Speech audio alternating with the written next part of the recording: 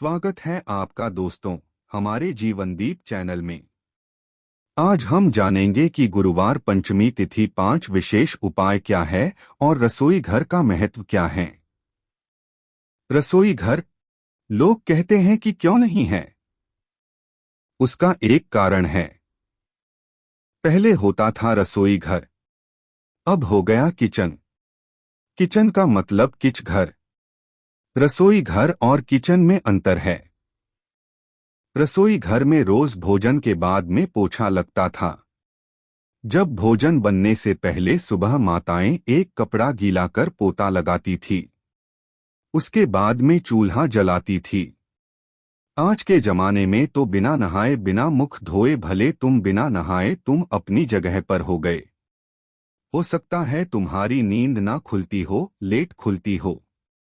और जभी भी रसोई घर में चाय की ठंडी चढ़ाओ, चाहे तुम चाय बनाओ, सबसे पहले अगर गैस चालू कर रहे हो, अग्नि को प्रकट कर रहे हो, रसोई घर में भोजन बना रहे हो, तो पहले उस रसोई घर में भोजन से 3 दोष उत्पन्न होते हैं। उस 3 दोष को मिटाने के लिए पहले एक कपड़ा गीला कर, भले पत्थर क्यों ना है, उसको पोंछ देना चाहिए तो 3 दोष समाप्त हो जाते हैं। घर में से क्लेश समाप्त हो जाते हैं। भोजन में 3 दोष होते हैं। पहला जाति दोष, दूसरा निमित्त दोष, तीसरा आश्रय दोष। कौन कौन से 3 दोष हैं? पहला जाति दोष, दूसरा निमित्त दोष और तीसरा आश्रय। मतलब रसोई घर में जो तुमने भोजन निर्माण करा है उसमें अगर कुछ गलत चीज बन गई है, कोई प्याज लहसुन का भोजन बन गया या कोई अधिक मांसाहार से जुड़ा हुआ भोजन बन गया है, तो वो दोष ना। दूसरा भोजन जो बनकर तैयार हुआ है, उस भोजन पर घर में 4-5 माताएं रहती है तो कोई ना कोई रजस्वला होती ही रहती है। किसी न किसी को रजो धर्म तो रहता है। कोई का कभी रजो धर्म आता है, कोई का कभी रजस्वला धर्म आता है, किसी का कभी रजस्वला धर्म आता है। तो भोजन जो बनकर रखा हुआ है या भोजन बन रहा होता है, उस भोजन पर रजो धर्म धारण करने वाली स्त्री की अगर दृष्टि पड़ रही है या उसका कोई हाथ लग गया है उस भोजन बनते हुए वस्तु में, तो उसका दोष समाप्त हो जाए तो दूसरे नंबर पर आता है निमित्त दोष और तीसरा दोष आता है आश्रय दोष। अपन कहाँ से चलकर आए और रसोई घर में प्रवेश कर अपन ने भोजन बनाया, अपने पाँव की बाजू का या अपना चरण में जो रज कहीं बाहर की गलत आकर प्रवेश कर गई है तो वो दोष ना रहे। इसलिए भोजनशाला में भोजन बनाते समय और भोजन बनाने के बाद अगर तुम सुबह सवेरे पोछा नहीं लगा सकते तो रात्रि में जब तुम्हारा भोजन पूर्ण हो जाए या सुबह का भोजन जब तुम्हारा पूर्ण हो जाए उसके बाद में एक कपड़ा लेकर उस भोजन के प्लेटफार्म को, उस रसोई घर को एक कपड़े से तुम्हें नौकरानी का इंतजार नहीं करना है, तुम्हें सेविका का इंतजार नहीं करना है, तुम्हें पोछे वाली का इंतजार नहीं करना है। उस रसोई घर में जहां अन्नपूर्णा निवास करती है, उस रसोई घर में अगर पूरे परिवार को एक जैसा लेकर चलना है, अशांति नहीं चाहते हो, भाइयों में क्रोध नहीं चाहते हो, पूरा परिवार प्रेम से रहना चाहता है, तो धन से देना पड़ेगा। नया कार्य चालू कर रहे हो, उसमें देरी हो रही हो या कोई सर्विस के लिए नौकरी के लिए जा रहे हो और वो कार्य नहीं हो रहा हो, तो एक धतूरा, केवल एक धतूरा, उस धतूरे को फोड़कर उसके अंदर का फल निकालकर उस फल को शिवलिंग पर चढ़ाना, एक लोटा जल शंकर भगवान को समर्पित कर। दिन होना चाहिए मंगलवार। कौन सा दिन होना चाहिए? जम के बोलो जरा, मंगल समर्पित करो। उसके बाद में आप विवाह के लिए अगर समर्पित करें हैं तो विवाह में देरी नहीं होगी। व्यवसाय और व्यापार के लिए या नौकरी के लिए समर्पित करें तो उसमें देरी नहीं होगी। जैसे बहुत ज्यादा तकलीफ अगर व्यक्ति को हो गई है, बहुत कष्टमय जीवन चल रहा है, हार गए हर जगह से और तकलीफ में जीवन चल रहा है, तो पंचमुखी हनुमान का एक, शिव महापुराण का और स्कंद पुराण का एक बड़ा सुंदर मंत्र है। इस मंत्र को आप सब एक बार हमारे साथ में बोले। ओम नमो हनुमते रुद्र अवताराय सर्व शत्रु संहारणाय सर्व रोग हराय सर्व वशीकरणाय राम दूताय स्वाहा। बस इस मंत्र को हाथ में काली तिल लेकर, एक चौ लेकर और उगल लेकर थोड़ा सा उसमें गाय का घी डालकर कंडे को या अग्नि को जलाकर इस मंत्र का 11 बार 21 बार जाप कर कर अपनी कामना कर छोड़ दीजिए। कैसा भी रोग हो, बीमारी हो, कष्ट हो, दुख हो, तकलीफ हो, 21 दिन के अंदर वो आनंद आना प्रारंभ कर देता है। इस मंत्र स्कंद पुराण का, शिव महापुराण का ये मंत्र मूल पंचमुखी हनुमान। और कई लोग तो ऐसे हैं उनका आज तक हनुमान चालीसा पढ़ना नहीं आई। आज तक कोई चालीसा, चाहे गायत्री चालीसा हो, लक्ष्मी चालीसा हो, शिव चालीसा हो, पढ़ने ही नहीं आती। बस बैठ गए भगवान के सामने और पढ़ लिया आसन लगा के। नहीं, चालीसा पढ़ने का भी एक नियम है। अगर कोई लक्ष्य लेकर पढ़ रहे हो तो उसका एक नियम है। पूरी जिंदगी पढ़ते रहोगे तो भगवान की प्राप्ति नहीं है। पर लक्ष्य लेकर पढ़ा है, आसन से जिस भगवान की चालीसा पढ़ रहे हो उसकी मूर्ति या उसका फोटो आपके सामने होना चाहिए। एक घी का दिया। अगर हनुमान चालीसा पढ़ रहे हो तो या तो घी का दिया जलाओ, वो भी गाय के घी का, भैंस के घी का मत जलाना। हनुमान जी कभी प्रकट नहीं होंगे भैंस के घी से। घी का दिया लगाइए। अगर चालीसा का पाठ कर रहे हो हनुमान जी का और बहुत ज्यादा संकट है, बहुत ज्यादा परेशानी है, तो हनुमान चालीसा का पाठ करो तो तिल्ली के तेल का दिया, काली तिल के तेल का दिया, तिल का दिया हनुमान जी के सामने आसन बिछाकर। बहुत तकलीफ है तो 3 पाठ प्रतिदिन करो और एक आसन से जितने समय 9 बजे अगर आप बैठते हो पाठ करने तो 9 बजे ही बैठना। 11 दिन तक प्रतिदिन 3 पाठ रोज करो। एक पानी का लोटा, कलश तांबे का जल अर्थात तांबे का लोटा हो, स्टील का लोटा हो, तुम्हारे पास जो कलश हो उसमें जल भरकर एक सिक्का उसमें पटक कर, एक लौंग पटक कर प्लेट से ढककर रख दो और प्रतिदिन बस टाइम पर बैठकर पाठ करो। 11 दिन पूर्ण होंगे। जिस कामना से आपने पाठ करा है बस वो सिक्का, वो लौंग कलश में से निकाल लो, जल का आचमन करो और जिस काम के लिए करा है वो जल उस प्रयोग में ले लो। उस किसी से बात करने जाना है तो वो जल पी कर जाएगी। कोई से हाथ मिलाना है तो वो सिक्का, वो लौंग अपने हाथ में।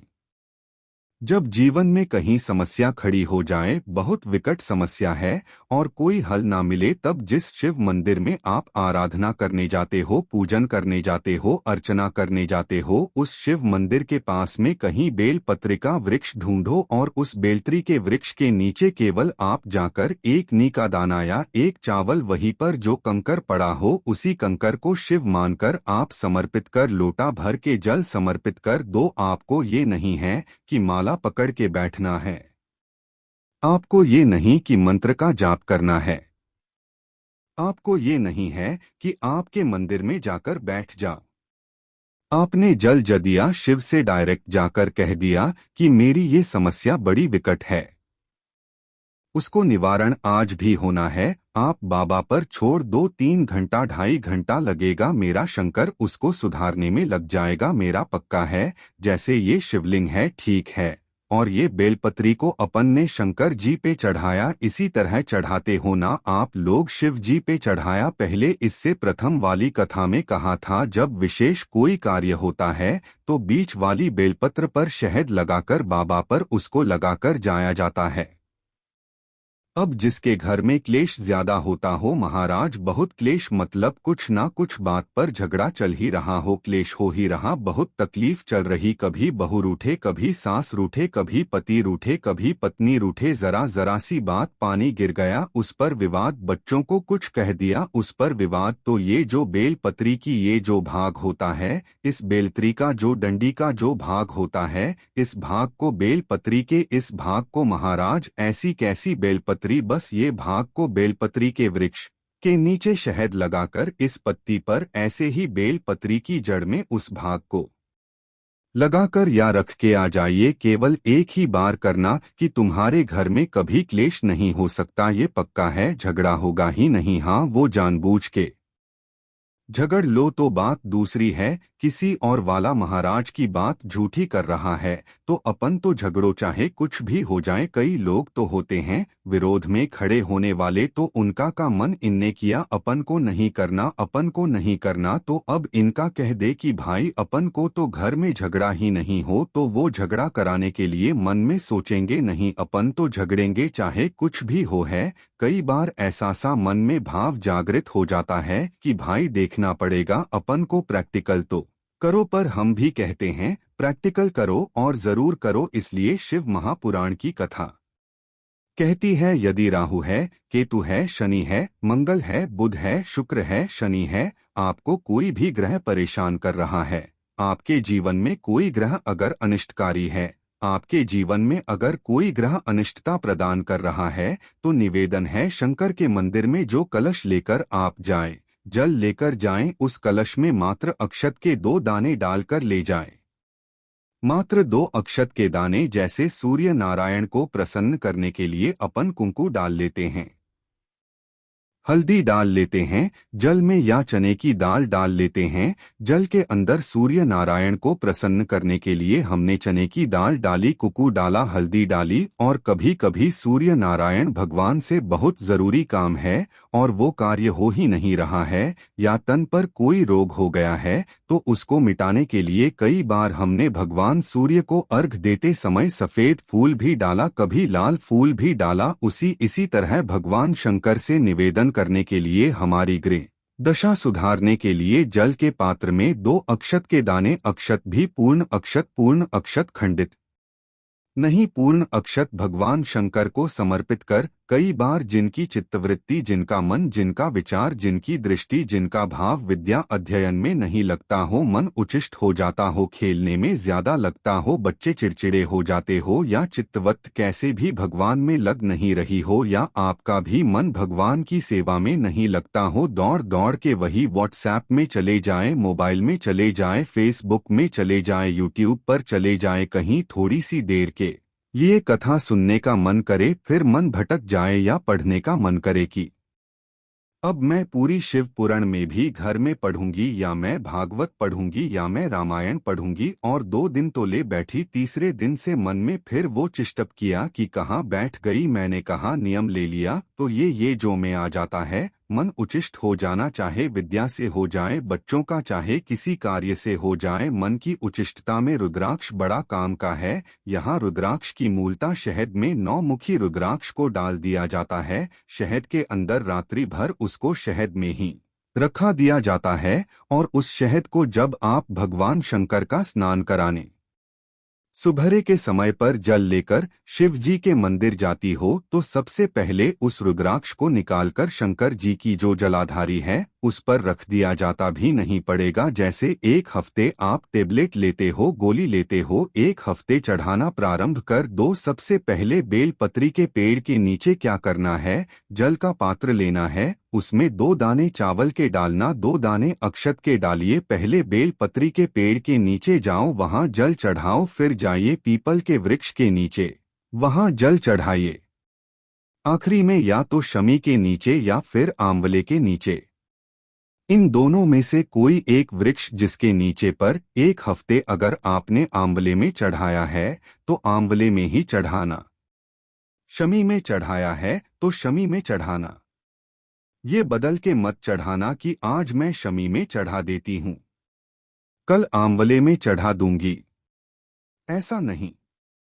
और ध्यान रखिए एक बात का, कई माताएं क्या करती है, पशुपति व्रत करती हैं, तो अभी मैं ये वाले मंदिर में कर लेती हूं, अगला मैं उस मंदिर में कर लूंगी, अगला मायके में जाकर कर लूंगी। यह गलत है। अगर पशुपतिनाथ का व्रत कर रहे हो तो एक ही मंदिर में करना।